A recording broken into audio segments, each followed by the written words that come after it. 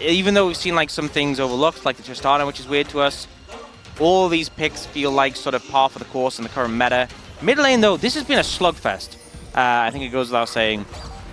Very much making use of the health bars is the way I like to describe it. Well, you wanted a Poppy dive. Looks like they want to go bot, and they do have an Alistar. And look at this. The Kais is up against the wall. The knockup comes in, and that is so easy. Line him up and knock him down for Teddy on Zeri, who also already gets a kill. Super nice execution there. I love Pleta's use of the... yeah, Fisher's actually legitimately in trouble here. Yeah. Well, he does have Valkyrie, and he is going to flash, and ooh, Rascal just barely at a range. Now, he is going to have another leap strike, and here comes the Poppy, and there's another one. Rascal with a fantastic gank in mid. Just missed, but the leap strike's coming up, and the... what? Wow.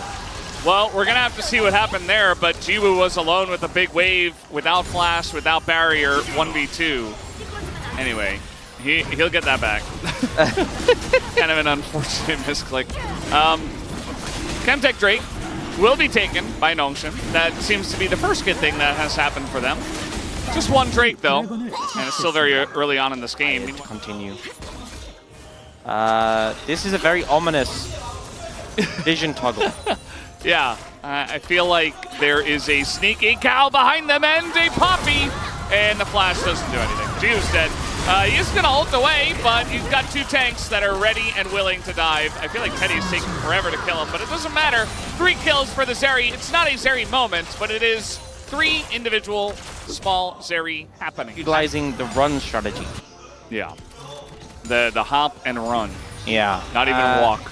Setting up for this dragon now. No ult on Zeri is somewhat a cause of concern. Nongshim are trying to fight this, but that is an Alistar you just hooked, who does have the Unbreakable Will. The ult is going to come in. They really want to get value out of this, and they might just be able to take down Pleta, which they do, because DRX were just in full run mode. You see Rascal picking up that plate, of course, and now Sponge is back for more. And he should be, yeah, he's going to get it. Nicely done. 5 grubs for DRX. Yeah, very powerful. Walks in a straight line. But will it work twice?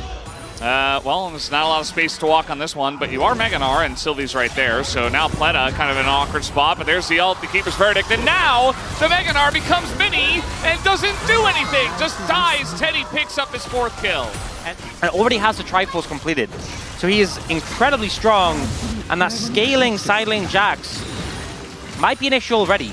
Yeah, going to be able to do anything in the side lane except throw a boomerang at you. You look at the gold spread there as well for the plates. About 300 gold for both Rascal and Teddy. Exactly who you'd want that money on. And now, Herald's been started. For Nongshim, I just don't see a way you can reasonably contest this. Yeah. I mean, they grouped up over the last set of grubs, which I think was fine. They got the kill onto Pleta, but... Bouncer champions. Yeah. Bouncer champions. I think you meant champions that could approach. No. Okay, I was like... Please no engage brawl, please.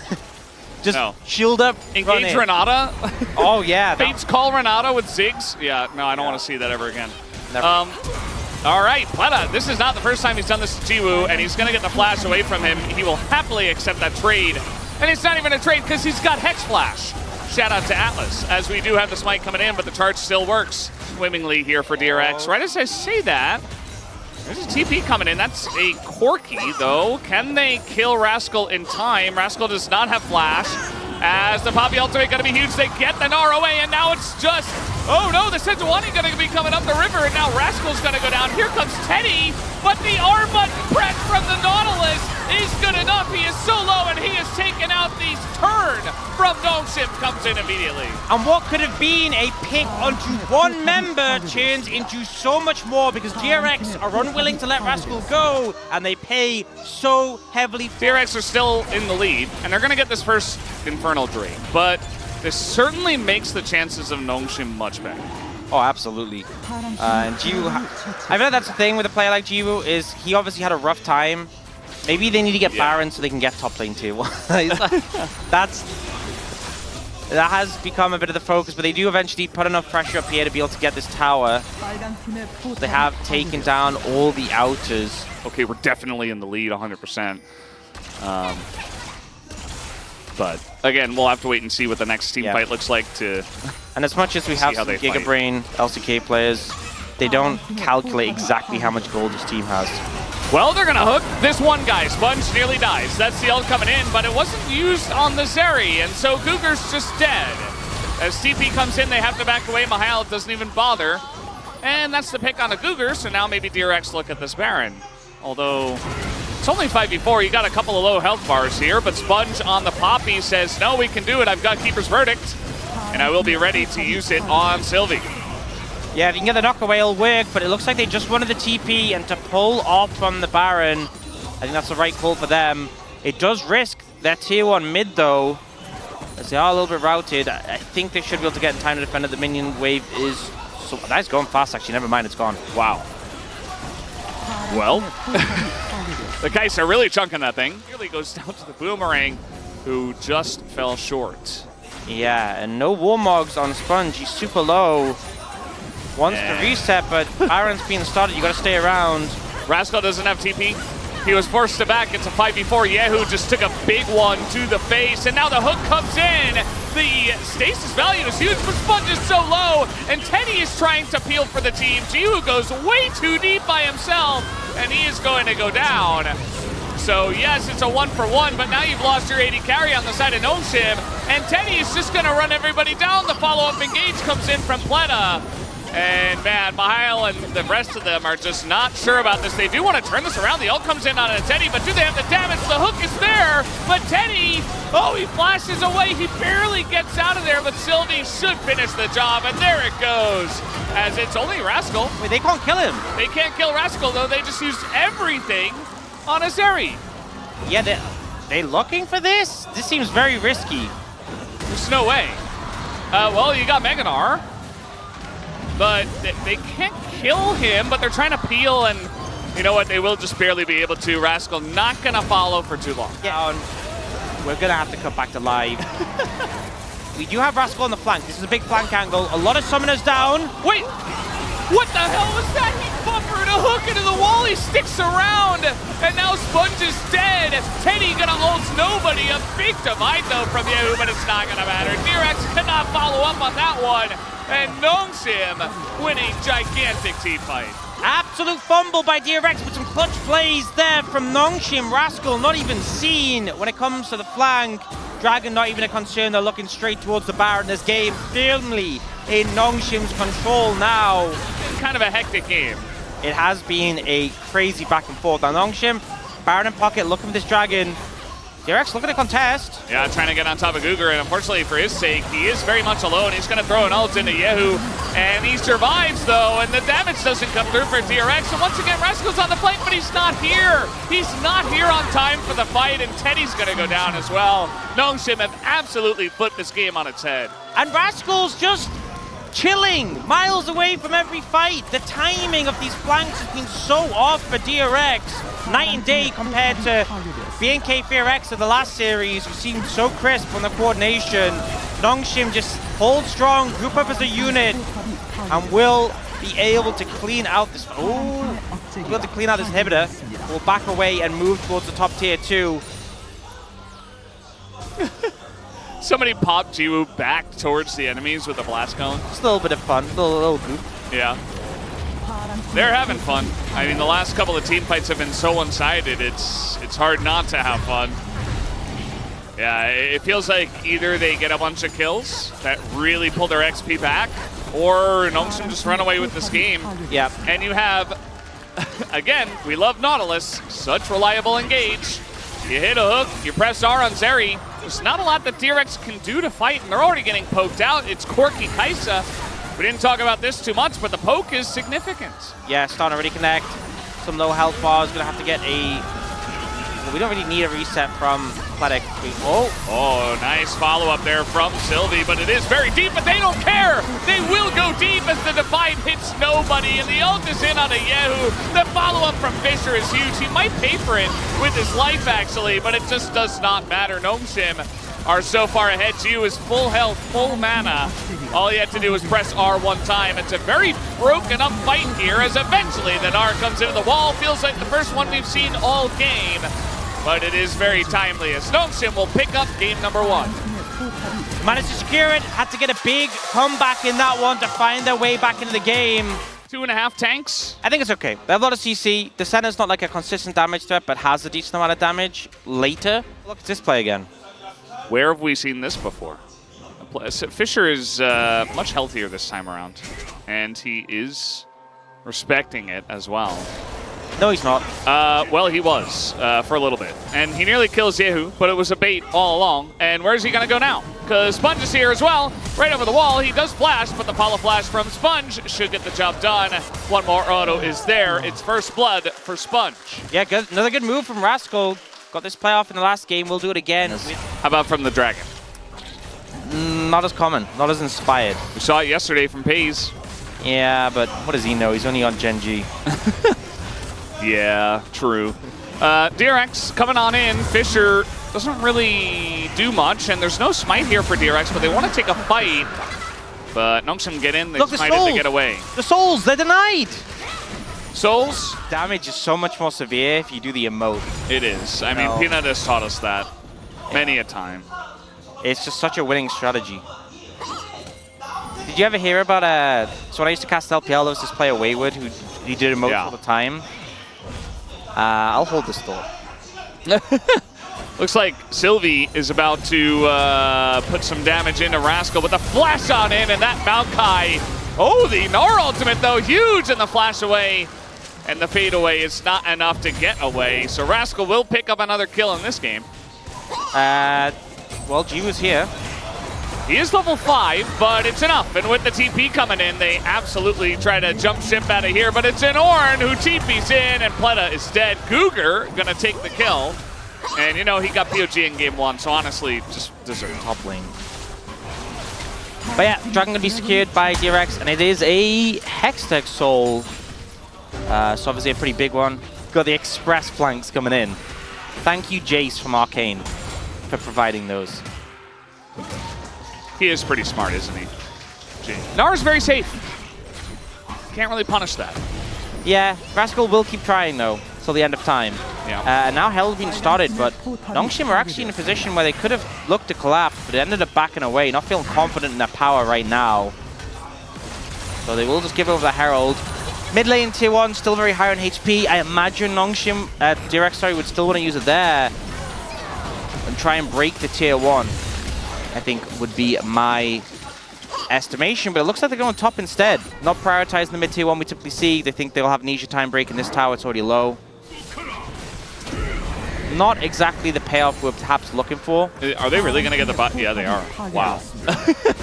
I mean, first turret's already down somewhere. In bot, yeah. That's where it was. Okay. So DRX already got first turret, so that's not the end of the world. In the race, as now just trying to bully Sylvie here, they have the CC chain of the days, but Pleta. Oh, the escape! Oh, he gets into the Rift Herald!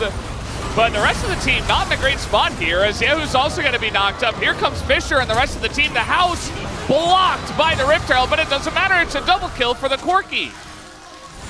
From over the wall. Yeah, I feel like he could have flashed and maybe they get the pick. Yeah, very... This game's getting goofy fast. Yeah. No. I feel like the early game, genuinely, the early game feels like both teams are actually making some pretty intelligent moves. Like the energy, is it going to amount to anything? It looks like no, the disengage from, well, Flash and Maokai is good enough. Cougar gonna get frozen up here. He is quite tanky, but with this many members and this much CC, he gets away. Said he does have to dash forward and take a turret shot, but definitely worth it. And now DRX are sieging mid 1.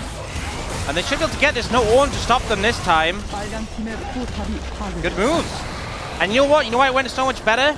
Because Rascal just TP'd in the middle of the fight, not like 7 miles away. Yeah. He was like, I'm gonna be there immediately. Right on top of them. Obviously, you didn't manage to get Jiwoo to get the flash, though. And I think that's a trade you can be happy with. Your ults are going to be back in time for the next dragon, but Jiwoo's flash won't. And that's definitely something you can exploit. Absolutely.